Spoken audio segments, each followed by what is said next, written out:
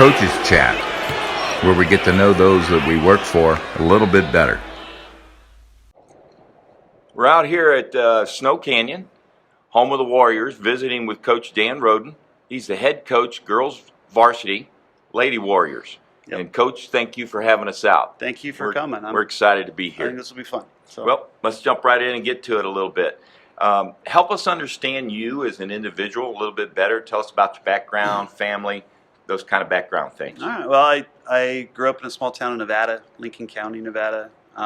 Really small school, so I was able to play 3 sports: football, basketball, baseball. You any good? I don't know. Probably wouldn't have been good enough to make the teams here in St. George. Maybe football, maybe baseball, but honestly, basketball was probably my least skilled sport because I'm slow and I can't jump, and so just just one of those things. But yeah, I went to SUU out of high school and decided I wanted to get into coaching, and so kind of went the teaching route so I could get into coaching as well. And what made you want to get into coaching? I just love sports. I love a couple things. I love the tactical stuff about it, trying to strategize and figure out what to do. I love the relationship you build with kids, with the athletes especially. It's just fun. I just like being part of it. It's a good time. And so I wanted to be a football coach right out of high school. Basketball was one I said, I don't want to coach basketball. I never want to coach basketball. And then that kind of changed my second year teaching at a Green River High School in the middle of nowhere. Their boys basketball coach was retiring, and there was nobody else in town or on staff that could do it. And so I'd never coached a basketball game in my life. And I became the boys' head varsity basketball coach at Green River High School. And good for you. That was an interesting experience. So I kind of went backwards as far as the route to a head coach. I started out that way, and it was interesting. So how long have you been coaching now? Let's see. So I've been the head coach here for the girls for 5 years. Prior to that, I coached with the boys with the freshman and sophomore levels for 7 years. And then I coached for 2 years in Green River. So what's that? 14 years total coaching basketball. So that's a career. This will be number 15, yeah. So if you could go back and do it all over again, would you? Yeah. I'd change some things, obviously. Okay. What would you change? Well, I look back at especially those first couple of years with Green River, and even the first couple of years with the girls here. Like, I wish I knew then what I know now type things. I mean, we all learn as we go. I've heard that in the locker room before. Yeah, looking back, you're like, man, if I would have done this, or if I would have been able to coach this differently like I do now, I think we would have been more successful. You never know, you know. But that's kind of the biggest thing. But yeah, it's been fun, and for the most part, 95% of it's been a really good time. It's been fun. Okay. So, what about the Lady Warriors this year? What are you looking at? It's kind of a rebuilding year. We lost 6 seniors last year. We played 8 girls, and 6 of them were seniors. 2 of them were just awesome college level guards. Olivia Harris, Tylee Jensen. They're gone, and they've both been starting since they were freshmen and sophomores. And so we're kind of rebuilding, but we got some good younger girls that are going to step up, a couple of good sophomores. And the seniors coming back are excited. They're ready to go. They're ready to kind of step out of the shadow of those other girls and see what they can do. They've all been kind of role players their entire lives, and this year they got to step up, and we'll see what happens. It'll be challenging, but it'll be fun. We've been experimenting with some new things with them and trying to fit their skills a little bit better, and we'll see what happens. Yeah. Let's flip the script on you here a little bit. Officials, referees, officiating. When you hear those terms, what's the knee-jerk gut reaction? First thing is, are they here? I always look for that, especially with the lower level games. I'll be waiting for the sophomore game to start, and I look around, I'm like, hey, are the officials here yet? And usually you are. You guys are on time. Varsity, you're always sitting up in the stands, usually watching the JV game and stuff, so that's good. We are curious who it is. We recognize you guys, most of you by face. I don't know all your names. I know you, and I know Bruce Clark, and Brian, Abbott, and a lot of the ones that have been here for a while. But we More notorious ones. yeah, the good ones. And so, but we recognize a lot of you by faces, and so we know. I mean, we kind of know, at least we think we do, some of your tendencies, the way you call games and stuff like that. And so in our head, we're kind of thinking, all right, this is going to be a pretty physical game, or they're going to call things pretty tightly, whether it's in the post or the hand checks or whatever. So we got to kind of just remind our girls when we go in before the game and stuff like that. So that's my biggest thing with the officials. To be honest, I don't care who's there. I just want to coach the game, Just want to know what you're getting into so you can adjust and have your players adjust. Yeah. Makes sense. Game day specifically, from an official point of view, we know where we're going. Mm-hmm. We know who we're going with. We know where we're going to ride together. We got to make sure we pack our bags to get all our clothes and toys in there. Yeah. We know whether we're excited about the game. We know whether it's a run-of-the-mill type game for us. Yeah. We plan our lunches, we plan our snacks around that for the travel time and the game time and everything. Walk us through your game day. Well, I come and teach school, first off. And so some days that's more of a challenge This than thing others. called a job, right? Yeah, It's in the way. Yeah.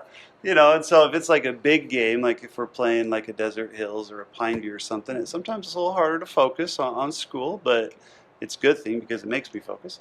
But I just always, we'll wait for that to go away. One more. Okay.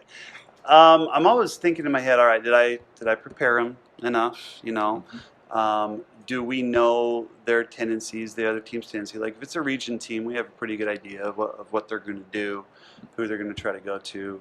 Preseason games is just kind of a toss-up. We might have seen them on film. Sometimes we don't even know. We just kind of guess and go play. Which sometimes those are the games that are more fun because you just kind of figure it out as you go. But yeah, just the preparation stuff. Are we ready? I look at my girls when I see them the first time in the gym. I look at their body language because you can tell with a lot of girls if they're ready to go or if they're just kind of like in one of those moods or if it's some girl issues, you just kind of know. And so just little things just here and there. I always go get a Jimmy John's sandwich before. That's kind of my pregame meal because I don't get a chance to eat, dinner or anything. I just eat right after school. So that's just kind of my little thing. And how do we work into that mix? How do the officials interact into your game day? In other words, you mentioned it earlier, you're worried about, are they here? Yeah. To begin with. Walk us through that process as far as officials go. Well, when I always get up there for the sophomore game, or if we're on the road, I'm there on the bus and stuff. But I try to say hi to you guys if I see you walking around. And I don't want to disturb you during the game or anything. But especially the varsity officials, as I walk by, I see you guys up in the stand. I want to say hi to you. It's always an awkward moment. It can be. I think for both sides. It can be, but at the same time, I'm like, we're going to be working together basically for 2 hours, and I think there needs to be some sort of just mutual respect there. Say hi. So I think that's important. I try to, at least if I see you guys. I know a lot of you, at least by face and stuff, and so yeah, it's honestly, like I said before, officials they don't scare me. I'm not like anti-official, like some coaches I've talked to that just the first thing out of their mouth is like, oh, these stupid officials, they don't know what they're doing, and if we could get rid of them, the game would be great. I'm like, no, it wouldn't. Are you serious? It'd turn into freaking church ball. I mean, that's not fun. So anyway, that's my thing. I'm honestly, I'm grateful that you guys are willing to do it because I could never do it. I don't have thick enough skin. I'd start cussing at a coach after the first minute, So I respect you guys. I really do, and I hope that's reflected by the way things go on the sideline. Honestly, So absolutely. Once we do get started in the game, there's obviously plays. There's obviously situations. There's occasion we need to interact, and we have to interact. Right. Our philosophy is, or should be, we need to keep you focused on the game, on the players, because that's what you're there for, and admittedly, that's what you do best. So we try to be direct. without being rude. We try to be allowing to allow you to get done what you need to do in as quick a manner as possible so we can get you refocused on the game and, more importantly, so that we can refocus. Sure. Talk to me about the interactions, the communication with officials.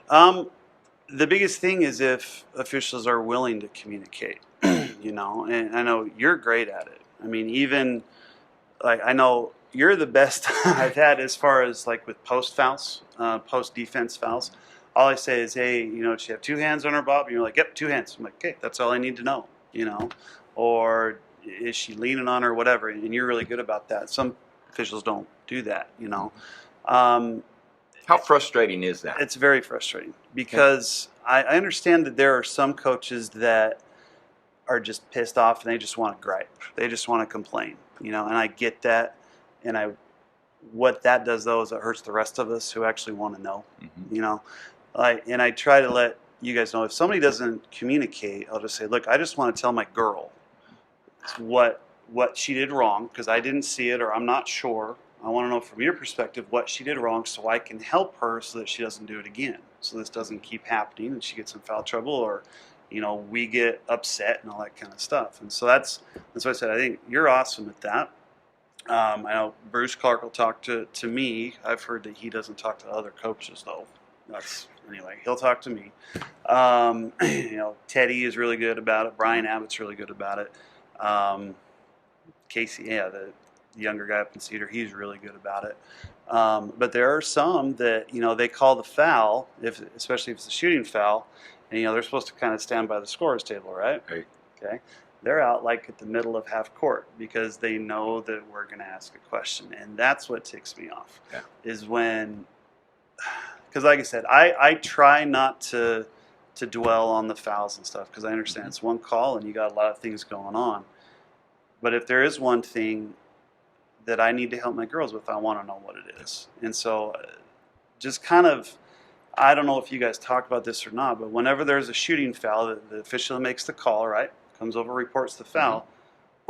Kind of expect that the coach is going to ask you a question. Yep. That's what I would say to a lot of the younger guys is just be willing to respond. Now, if we're acting like an asshole, tell us to get back in our box. Sorry for the language, but Well, it's pretty communicative. Tell us to get in our box and knock it off. But if we're trying to have just a civil conversation in the heat of the moment, just answer our question as fast as you can. And I get it. If we keep chirping, tell us to shut up. I'm good with that.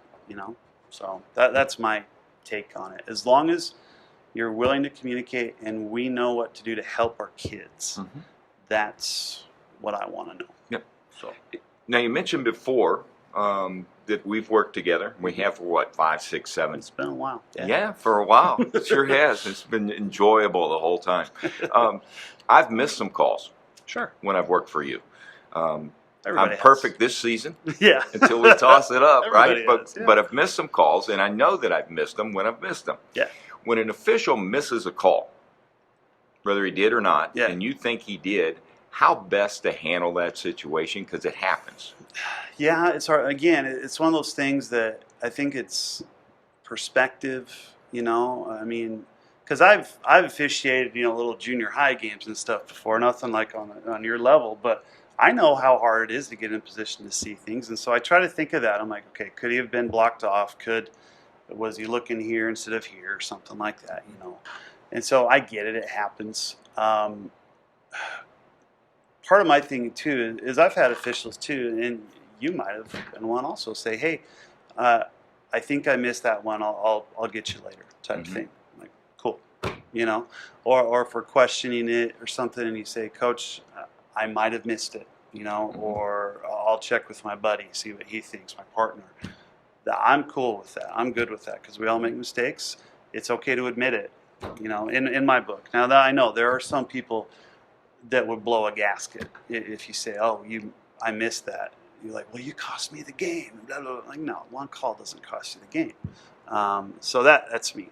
I try to stay level-headed about it and calm. And one thing I've found is that the more calm coaches stay, the calmer their kids stay. And that's my thing. I try to I don't want to act like a raving lunatic on the sideline, because then my girls are just going to be all wound up and tight, and they're not going to perform. Right. So, and I think the officiating how you handle the officiating goes along with that big time. Do's and don'ts for officials. If you could give us some advice from your perspective, what are the do's and don'ts from the time we get to the gym to the time we leave? Do communicate, like I said, that's the big one.